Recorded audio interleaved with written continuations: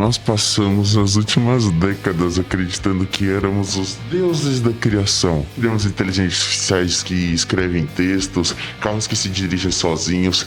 Colocamos a nossa existência numa nuvem digital. Hoje, o seu dinheiro, a sua comunicação, a sua água e a sua comida depende de um exclusivo pedaço microscópico de silício. Nós nos achamos invencíveis, né? Até o sol decidir dar um espirro e nos lembrar que toda a nossa arrogância digital pode virar lixo em menos de um piscar de olhos. E eu não tô falando de ficção científica barata, não.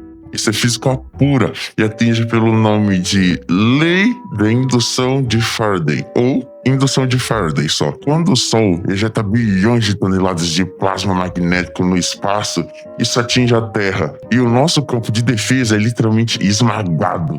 A regra da física é clara: magnetismo violento passando por um fio de metal cria eletricidade do nada. Agora pensa comigo, o que mais no nosso planeta hoje tem milhares de quilômetros de cabo de alta tensão nas ruas e milhões de microfios desenhados dentro dos chips do seu PC ou do seu celular? Quando esse pulso invisível cruza a cidade, ele induz uma onda de energia gigante. As trilhas microscópicas dos microchips foram feitos para aguentar frações minúsculas de 1 volt. Quando o pulso passa, é como tentar enfiar uma água de uma represa inteira dentro de um canudinho de refrigerante. O canudo simplesmente explode. O chip frita, o silício vira carvão e o seu aparelho de R$10.000 deixa de existir inteiramente. Se você estivesse na rua no momento desse wipe, o apocalipse não seria silencioso. As fiações das vias funcionariam como antenas gigantes. A sobrecarga correria direto para os transformadores nos topos dos postes. Iriam começar a explodir num efeito dominó por toda a avenida possível. Um show de luzes de azul e esverdeado, com óleo fervendo, vazando no asfalto. Aquelas telas gigantes de propagandas de TV,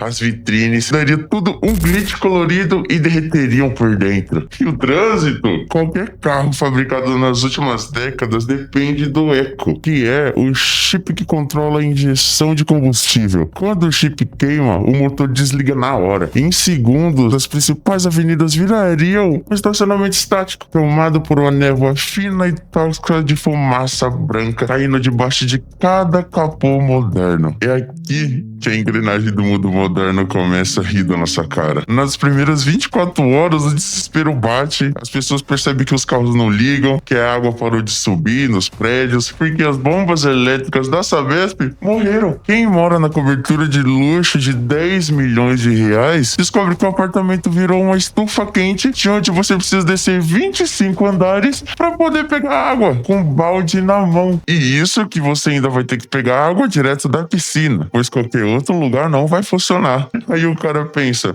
vou até o posto pegar combustível pro meu carro. O combustível tá lá, embaixo de você, intocado nos túneis subterrâneos, protegido pela terra. Mas as bombas são digitais, elas não funcionam. O estoque inteiro da cidade está a 2 metros de profundidade, mas mesmo assim estão totalmente inacessíveis. E quer ver o pior da burrice humana? No segundo dia, saqueadores vão tentar arrombar os tanques de ferro e não vai conseguir. Uma única faísca de metal batendo no ferro perto dos gases inflamáveis e ó, tudo explode de uma vez só. Porque o perigo não é o sol, mas o desespero da humanidade. E agora, senhoras e senhores, contemplem a maior inversão social da história da Terra. O status ruiu por completo. Na sociedade atual, um programador de Python ou um gestor de tráfegos ganham rios de dinheiro, enquanto o chaveiro, o pedreiro, o mecânico são totalmente desvalorizados. No mundo pós-wipe, a pirâmide vira de ponta cabeça.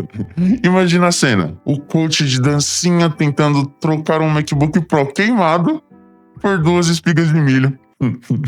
Porque não sabem descascar uma batata sem olhar no Google. Em compensação, os novos reis do planeta seriam os sobrevivencialistas raiz. O tiozinho com Fusca de 1974 ou uma Kombi antiga, que continuaria funcionando perfeitamente porque usam um motor 100% analógico. Um mecânico que faz o motor girar com um pedaço de arame.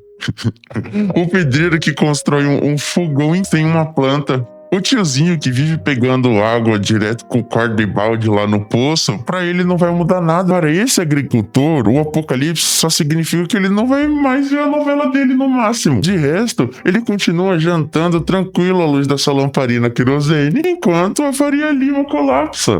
A longo prazo, o cenário é devastador. Simulações de agências de risco estimam que até 90% da população das grandes metrópoles morreria em apenas um ano. E não pelo pulso que teve, mas pela fome, a falta de saneamento, doenças, incêndios globais causados pelos curtos nos postes queimariam floresta por semanas. A radiação extrema na camada de ozônio, tornando anos seguintes um desafio de sobrevivência. Visualmente, a noite seria marcada por auroras boreais cruzando os céus capitais tropicais, como São Paulo, Rio de Janeiro, por causa do magnetismo descontrolado. O céu mais lindo da história, anunciado pelo fim da era digital. A natureza tem um jeito muito estúpido e violento de lembrar a humanidade que clique não enche barriga, que seguidor não serve de adubo e que o status é apenas uma ilusão que criamos para nos sentirmos superiores. Então me diz nos comentários, de forma sincera, se o Sol desse esse wipe no sistema amanhã,